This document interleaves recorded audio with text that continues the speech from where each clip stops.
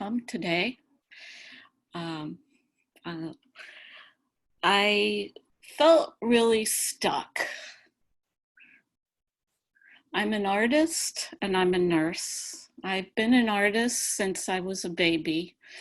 As Kendra said, I was trained at Carnegie Mellon University, and I work in drawing, painting, printmaking, and make small 3D collages. In the past, I've also worked in animation and short films, and I have a studio in Long Island City. I knew at about 19 years old that while I was studying at Carnegie Mellon, that I would always have to have a job outside of my artwork, because I felt very strongly that I wanted to stay true to my ideas, and that I didn't want to be a commercial artist. So I always gravitated towards work, educating or helping people. I was a teacher, I still am sometimes.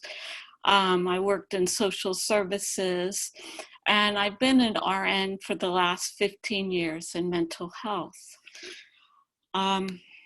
I was required by my work to go back to school for a BSN. That was, and still is, generally a standard that is being required for nurses.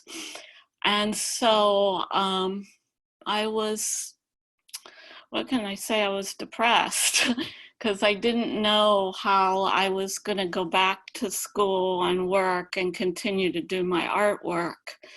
But I knew that was something that I was just gonna have to do it. So I started school, and the only real free time that I had was my commute from Jackson Heights to Manhattan, which was a 20 to 25-minute ride. And I started drawing people around me. And this, as Kendra said, became a project, and it continues to this day. Right now, it's continuing from my new neighborhood on the border of Upper East Side and East Harlem, and I'm taking the bus right now due to the pandemic, but it continues. And I'm also continuing my work through Zoom and FaceTime, drawing and painting friends and family. The focus of this presentation will be, though, the subway drawings from 2013 to present. Conceptually, in my drawings, I'm really interested in human expression, meaning as Kendra touched upon, the emotional, psychological states, conscious versus unconscious, layers, history, and contrast and contradiction. Artistically, I create my concepts by mark making, and by that I mean through the quality of line I choose. I also create these concepts artistically by composition, meaning the way I place figures on the paper, and often I'll collage different things that I see and put them together in the drawings. And shading, my use of dark and light in the drawings. Also, I choose to use a sketchbook as opposed to an iPad, because I feel I'm interested in that type of record that a sketchbook provides, as well as the drawings. Often there'll be drawings on top of drawings, which also provide for layers and history, and often demonstrate the emotional, psychological states that I think are so interesting. Most of my drawings have titles, but some of them don't. And they're titled, of course, to give the viewer some kind of starting point. Most of the drawings are quick, but some of them I definitely work into. They're done, a lot of them are done in pen, but some are in pencil.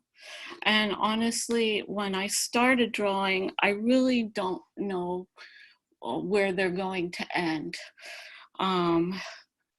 The titles come when the drawings are all done. I would like you to feel free to ask questions throughout the presentation, and I'll try to incorporate them in my presentation as well as at the end of the presentation. And for most people who know me, I have a really quiet voice, so if you can't hear me, please tell me in chat and I'll try to speak up. This first drawing that you're looking at is called Debating, and this drawing started actually with the two figures that you see, but I thought it was really kind of a boring composition. So I started drawing over the one man you see to the right, and it kind of, for me, provided a kind of debate between a conscious and an unconscious type figure.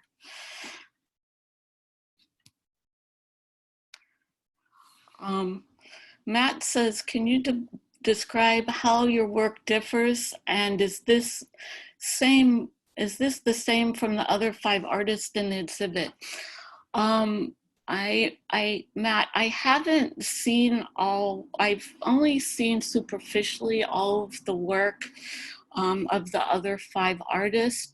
So it's kind of unfortunately hard for me to speak to that question at the moment, but hopefully when the exhibit goes up to the public and I'm able to see it, I'll be able to speak more to that question. The next question, the next drawing that you're seeing right here is of a young man that I saw in the subway, and he just had this most beautiful skin. He was very dark, and I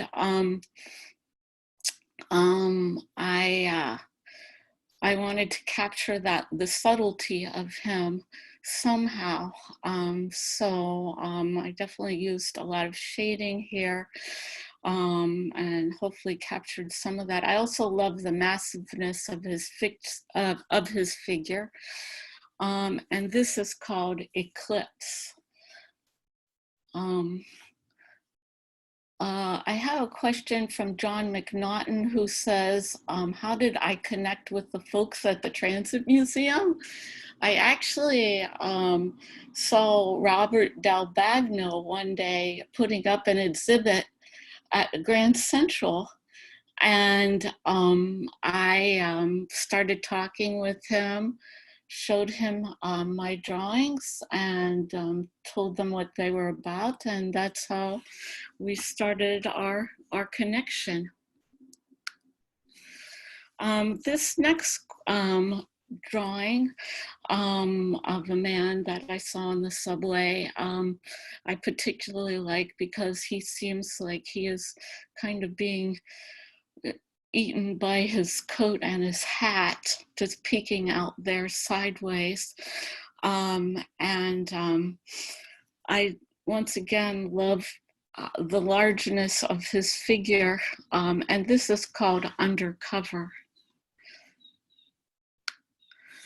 This drawing I saw, this drawing actually started with a poster that I saw in the subway called Grand Design. And I thought that was kind of an interesting idea. And then I saw this woman, and it seemed to I liked kind of her questioning her face against the idea of that poster. I also liked the idea that of the grid in the poster. It almost seemed like a puzzle, and she seemed puzzled. And so this drawing came to life.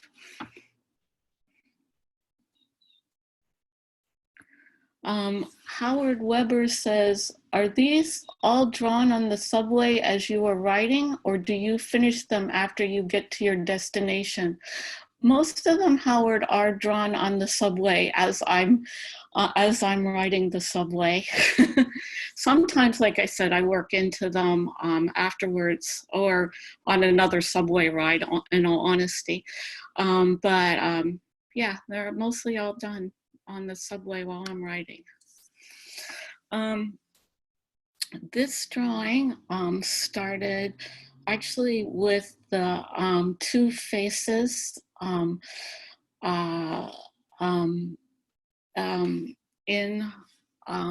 well, they started, I was trying to study this woman, and I had a couple tries there, and then I finally got a drawing of her. But I really liked the drawing, and I liked the layers of the drawing, because it just seemed to be her thoughts, which I thought was really interesting. This one is yet to be titled. This drawing I really love. It is called, well, I'm not going to say the title yet, but it started with her sunglasses, those gradiated sunglasses. And then I kind of drew around them. And then I decided to gradiate in the opposite way, the background. I just thought her kind of, it seemed almost like she was hiding behind those glasses, and then the composition of the arms folded and everything I thought was really interesting. And this drawing is called Shade.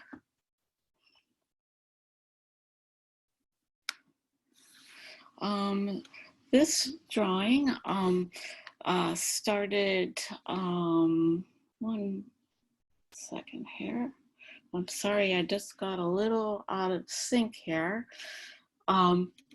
This drawing actually started with a man, and he was kind of looking out at the side of his eyes. I like this drawing a lot because he is kind of, the diagonal that he is on makes it feels kind of edgy to me, as well as the kind of the line that was used and the composition of the face, the eyes looking out the side of his eyes. And this drawing is called Not Amused. I have a question, and it says, by Tom Greco, do your subjects ever know that you're drawing them? Yes, they do. They do. Some of them do. And lots of times, you know, if they want the drawing, I will give them the drawing. I've had experiences with graffiti artists where we like exchanged, they gave me maybe a sticker that they were using or that they had made, I'm sorry, and I'll give them a drawing. So all sorts of interesting exchange. I've had, you know, young teenagers show me their drawing, or even young kids, and all sorts of different exchanges. This drawing actually started with the yellow, it was these paint marks that were in my sketchbook, and I thought, I'm gonna just draw over that and see where this leads. And if you look really closely, and I don't think that you can probably see it, but there's another drawing bleeding under that drawing, which I think just adds a feeling of layers to this. I thought just draw was drawing a young person on the subway, and I included this drawing because I liked the furtiveness of the glance, the unsureness of the whole line, and actually him almost coming off the page there on the side. And this drawing is called Destination Unknown. This drawing I like so much. It started with that little face on top of her head. And then I drew over that to have this, the figure. And I just really like the contrast of the expression on her face with the head on top of her head, just for me, giving a type of unconscious thought she's having, or a conscious thought that she's having. And it does not have a title as of yet. There's a question here, and it says, how much of your work is one drawing layered on an unfinished or an abandoned one? And do you aim to have a relationship between each one? So not all the drawings are like that. Some of them are, some are not. I like to, I'm really interested in taking those different drawings and putting them together.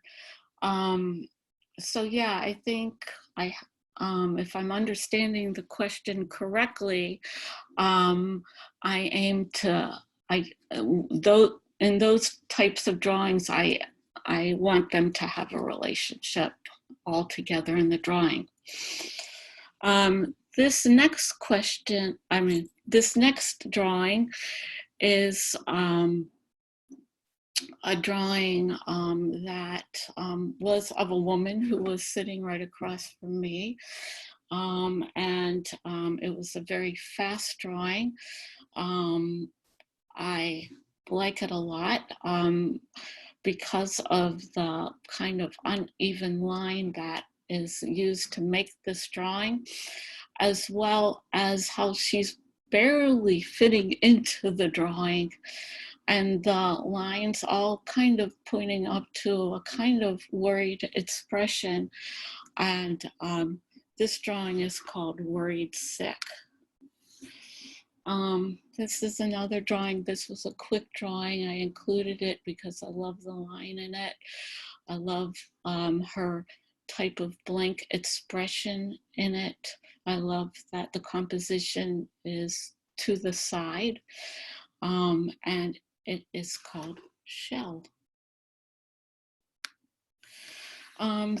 These two people I saw on the subway were definitely together, but they definitely seemed to be in their own thoughts. The woman having an expression seemed kind of angry, and the man more stoic. I like how the black space works in between them, and that they're united at the bottom. This drawing is called Secret Keepers. This drawing actually started with the drawing at the bottom of the page. This man had very pointed types of features, and I used that as well as I tried to use that in the composition of his face, as well as the kind of uneven line that I use. And then I saw this poster that said "Tap Tap Out," and I know this drawing is probably not everybody's cup of tea, but I just thought that was perfect. Um, this was a person that I saw. I think she was talking to somebody else on the subway, and she looked kind of irritated. And I tried to show that by her mouth, that craggly line in the mouth, and also kind of the diagonal composition, as well as that fast kind of line, dark line in the background. And this drawing is called Offended. I just love this drawing. I love it because it starts at the top and goes all the way to the bottom, and you say, "Oh!" It just makes me laugh every time. Also, kind of like the massiveness of the drawing, how big the figure is in the drawing. And I don't have a title for this one yet. This drawing was of a lady on the subway, and I like this drawing because she seemed to be, once again, being eaten by her coat.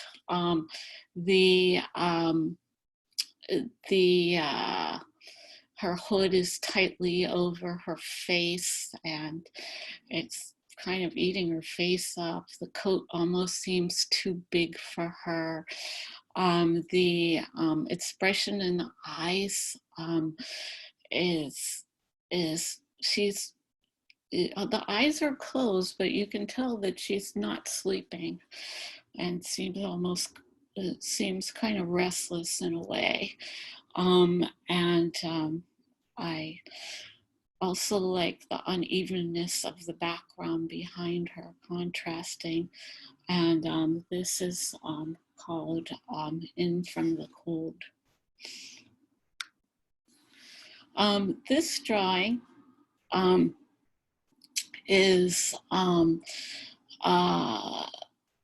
was a drawing of a couple that I saw on the subway, and they were very together. As you can see, their faces were together. I loved how that was. I love the composition of them both together. And I love how the line connects them together. This is, I know, I'm sorry, everybody. I did not mean to do this. When I finished the drawing, I looked at the shape of the composition and I was like, oh my goodness, they form a heart. And I didn't mean to do that. But anyhow, I thought that was interesting. Anyhow, the next drawing, I started with the face in the front. Then I saw a poster in the train called Boss Face. And I thought, that's perfect. And I'm putting these two together. And that's the title, Boss Face. This is a drawing that I started with the shading and also the figure of the man. And then I started playing around with the background. And the background and the man seemed to be coming together. And it ended up being titled Part of the Woodwork. This drawing was of a young lady who was sitting in front of me in the train, and it actually started with the eyes. She had these incredible eyelashes, and the drawing just started with those dark eyelashes, and then she had this wild hair. And I contrasted that with more stoic, expression that she had on her face. I thought that was a really interesting contrast. But I like also how the lines are really working together and kind of pointing up to the eyelashes and the hair. And this drawing is called Unrestrained Mascara.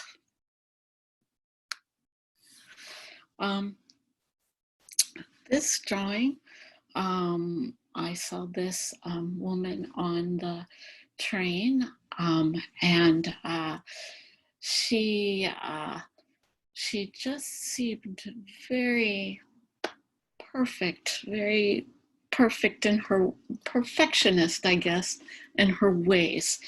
And so I started drawing her, and I used a more controlled line and a very controlled type of background, and to kind of express her as well.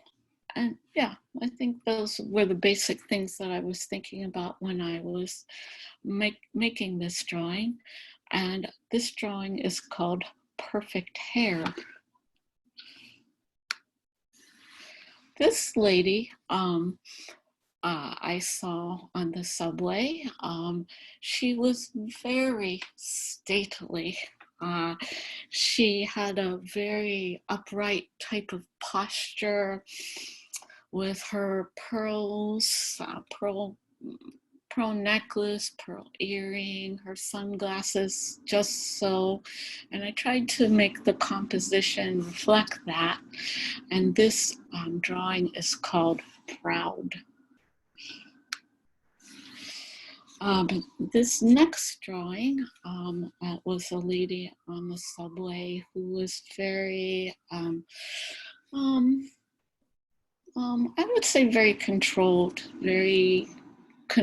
type of scarf, everything, big type glasses, nails just so with her ring, her bag. And I saw a poster on the subway that said "Street Easy," and I thought, yes, I just love the contradiction, and so this drawing came about.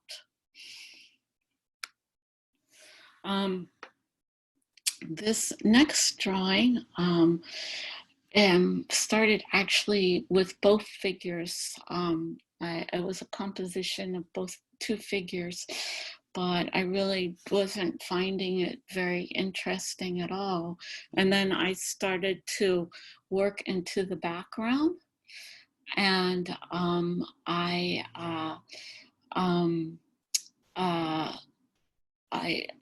started actually drawing over the background, and this drawing came to be. I like how it shows a kind of consciousness versus unconsciousness. Although she's talking, I find it really interesting. And this is called The Background Story. This man that I saw on the subway, he was really busy. He was on his phone. He was biting his nails. I really loved the gesture of him. And I love how this drawing goes on a diagonal. His body is in a diagonal one way, and then his glasses are in another way. And the hands just seem to be going in different ways altogether. This drawing I ended up titling Wild Nail Biter. Once again, or not once again, this drawing actually started with this man's hands. He had them clenched, and he kept clenching them off and on. And I liked how the clenching of the hands kind of also reflected his body. I like very much how the line works in this drawing, how it's uneven, and it and this drawing is called Barely Manageable Clinch. This drawing was done in an pretty empty train when I did this, and I like very much how this man kind of was all folded into each other, and how his hand was by his nose, he was kind of wiggling his fingers, and the side eye of his face, and him being at the side of the picture plane there. Also really like how those lines kind of express the feeling of him. And he kind of reminds me of this cartoon character from when I was a kid named Snidely. So this drawing is called Snidely. This is my last drawing. It's untitled, but I included it because I really like the composition of it. It is, I like that hand going over the face. Actually, the person just totally coming off the picture plane altogether. It actually looking chaotic kind of there, and then kind of that peaceful figure thinking, who seems to be with them, and then the dark background highlighting it. Kendra, I'm not sure how we're doing on time here, but okay. Hi, we're doing fine on time. Great job. Did you want to take more questions? Are you done or what? I'm happy to. Okay, awesome. So if anyone has any more questions for Amy, please go ahead and ask in the chat box.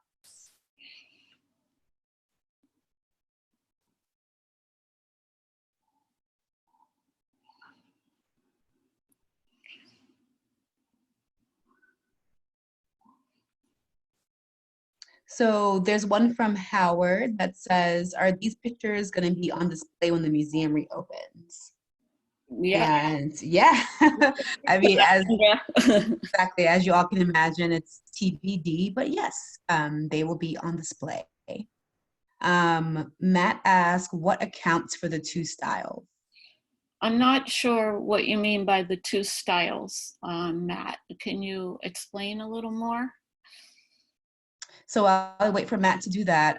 Lynn asks, does the darkening happen later? The darkening sometimes happens later, and sometimes it happens while I'm making the drawing. So it happens before, during, and after. Great. Sybil asks, how has your process changed during the pandemic? Like I said at the beginning I mean, not that much really. I mean, I'm on the bus now, but really the process hasn't changed. I'm just on the bus right now. As far as other work, which I'm not focusing on here today, I'm definitely doing a lot of work through Zoom, drawing and painting friends and family. Great. Naomi Grossman asked a question. Is it hard drawing on the shaking train or bus in this case, or have you adjusted to it over time? I love working on the shaking bus or train because I feel like it just really adds to everything. I love the quality of, and I play around with that. I actually incorporate it to what I'm doing. Awesome. There's one from Barbara. She's asking, in your drawings, are people wearing masks or do you include them? The drawings right now, which aren't in this presentation, the most current drawings, because those aren't the ones in the exhibit, but the most current ones, yeah, I'm including the mask, sure. Sign of the times. Um, Howard asks, does the person sitting next to you sometimes ask you questions about your drawings, and does that interfere? Sometimes the people do ask questions about the drawings. I'm always really happy to answer them and get into a conversation with them. I feel like it never interferes. I really feel like it makes a richer experience for for everybody. Awesome. And so we'll take just one more. Matt is asking, is your art more fraught in the pandemic, or the subjects? um, I'm I don't really, I'm not sure what you mean. Once again, Matt, I Yeah. need you to explain what you mean by fraught. Um, I mean, we're seeing a variety of people. I see a variety of people every day, and there's different expressions. I think I need more explanation by what you mean by the word fraught. It looks like he clarified, saying worried, anxious, or more closed off. No, no, no, I don't get that. Okay. All right. Actually, I kind of want to ask you this question that Valerie just posed. Let me scroll up. She asked, has the fact that public life and public transportation are undergoing such dramatic change now make you view this work differently? No. Kind of business as usual, huh? Well, I don't want to say that. I wouldn't say business as usual. Right. But um, I'm like everybody. I think here in New York City, we're working with the changes, and Right. as back to Naomi's question about the shaking line, how I incorporate the shaking of the bus as much as the environment that I'm in. So, um, I mean, I, I mean, I guess in that respect, our views are always changing, right? In a way. Right. Um, Exactly. yeah. All right. Well, thank you so much, Amy. That was great. And, we can't wait for the show to open in our location in Grand Central. I wasn't sure if there was like social media you wanted to share, your website you wanted to share with folks. Yeah. I'm at on Instagram. I'm at mind the gap _. Um, Oh, I also my website is amytenenouser.com, and you can see me there, as well as um, when the exhibit comes up, there will be a book uh, called The Subway Drawings. great. Awesome. So I typed in your Instagram handle. Is that correct? Mind the gap _ Yeah. Okay, And then perfect. Amy Tenenouser, great. And Awesome. yeah. Okay, great. Thank you so much, Amy, and thank you everyone for joining us. Stay safe and healthy. Okay. Thank you. Bye. Bye bye.